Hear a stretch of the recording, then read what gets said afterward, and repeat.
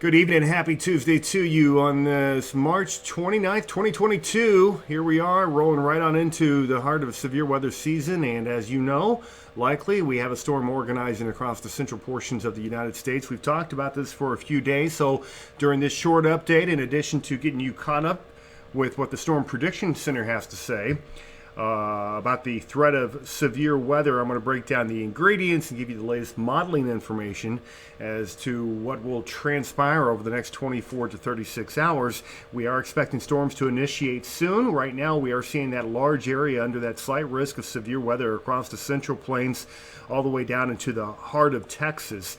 We think that this evening, as storms initiate, we could be looking at several modes of severe weather, but it doesn't look to be widespread this evening. That's why it's only a slight risk. However, tomorrow, it's never good when you see all the colors on the convective outlook. That does include in the red there from southwestern Tennessee all the way down through Dixie, the entirety of the state of Mississippi, much of Alabama, parts of Tennessee, Arkansas, Louisiana. That's that moderate risk of severe weather where we're going to have the potential of tornadoes and maybe some strong ones at that.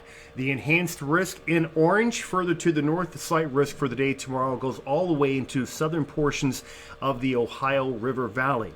Into day 3, we've got a couple pockets of slight risk along the eastern seaboard, including parts of the mid-Atlantic and also the southeast. For this one, we're really going to focus on day 2, considering the rarity of these moderate risks. So I'm going to kind of spell it out for you what I'm thinking will be occurring with this particular setup. Here's a latest look at the visible satellite from the nation's heartland.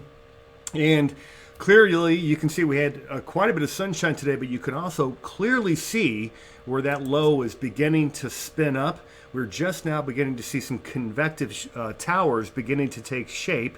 And with that, we're going to be watching the thunderstorms very shortly with that potential, again, of some severe weather as well. So that's the way it looks from a satellite perspective. Here's a look at what's happening at the surface. Temperatures are really warming back here behind the cold, or the warm front, I should say. Parts of central Texas today getting into the middle upper 80s, even 90 degrees at last check in Midland, Texas. So again, the storm just now beginning to get cranky. Here's a look at the jet stream perspective, that large upper low beginning to eject out of the Rockies, and in time it's going to continue to send that jet stream wind energy to the east. Tomorrow it really kind of goes negative on us, that negative tilt. Sometimes you hear meteorologists talk about that. That's when that axis goes from vertical to, it'll orient itself from northwest to southeast. Oftentimes that can kind of give you that dangerous combination of ingredients conducive for severe weather. I don't think that that's going to be an exception for today as well.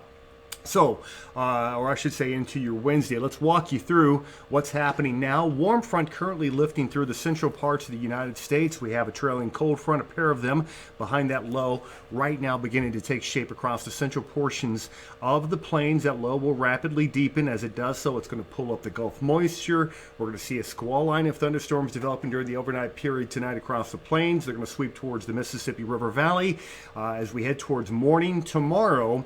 And then really it's during the day tomorrow that this storm is going to do its worst work, unfortunately. And that potential will be there, unfortunately, for some rather strong tornadoes for parts of the south. Here's a look, kind of the broad picture, according to the latest run of the European forecast model.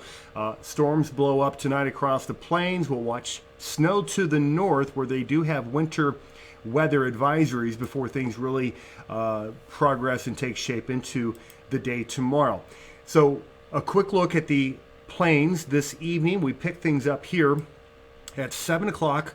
We should have initiation within the next hour or so, and then we'll see the storms firing up, maybe a couple of lines, one in Kansas, another one that will extend through Texas and Oklahoma. That's along the dry line, and it's there we could have initial spin-ups, but I think this should go linear pretty quickly overnight tonight, so it will become more of a damaging wind threat, maybe some hail. Tomorrow's the day we really want to worry about. I say worry, let's be cautious about. Let's keep our eyes on what's happening, especially if you live in that moderate risk area, and especially in the southern part of that moderate risk area. That's where I think the highest chance or probability of strong tornadoes will occur. Now, one part of this system that's going to be a no-doubter into the day tomorrow, it's the amount of low-level wind energy. So right now, the wind energy is a little bit offset with the best instability and lift. Tomorrow, they intersect much better, and there's going to be a lot of wind.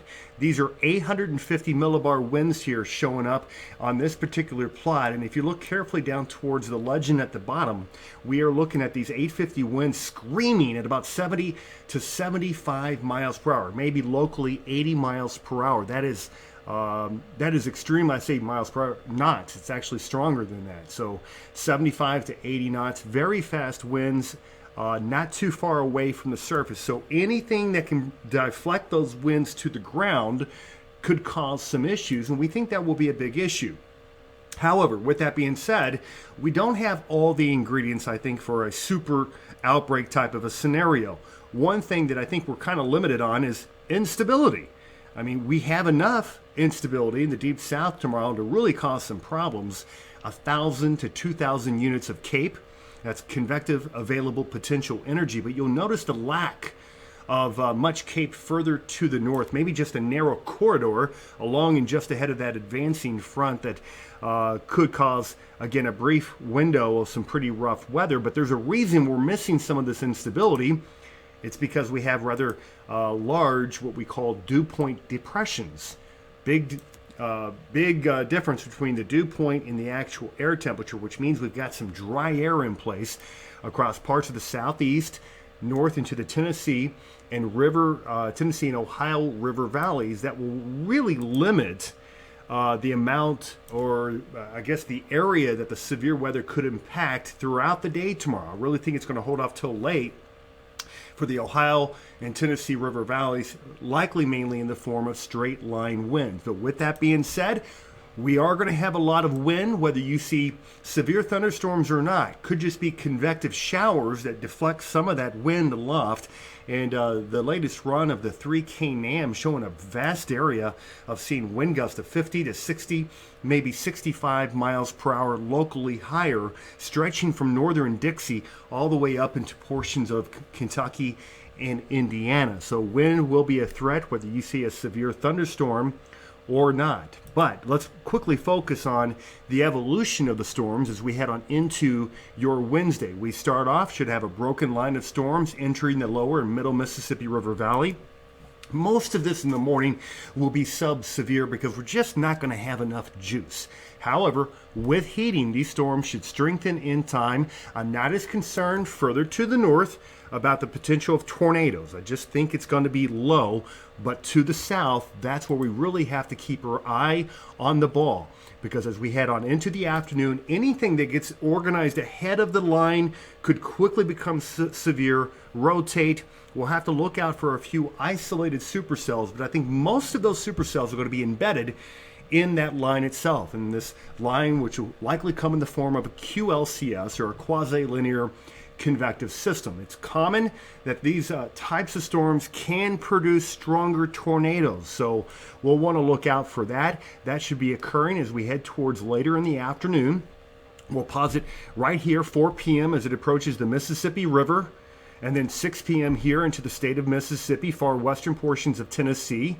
And then here we go as we head towards 10 o'clock and then midnight. Eventually they do begin to weaken some, but that tornado threat will be there.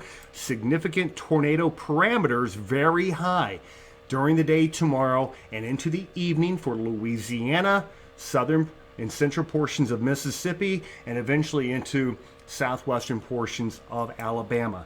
That's the way I'm looking at this at this point. That tornado risk is there. We don't want to underplay that. We want you guys to just pay attention to what's happening, especially into the day tomorrow.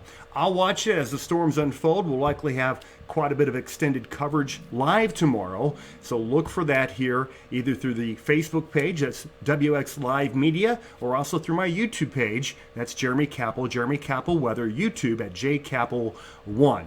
So thanks for being here. As always, I'm meteorologist Jeremy Capel. You have a great evening. We'll talk to you soon.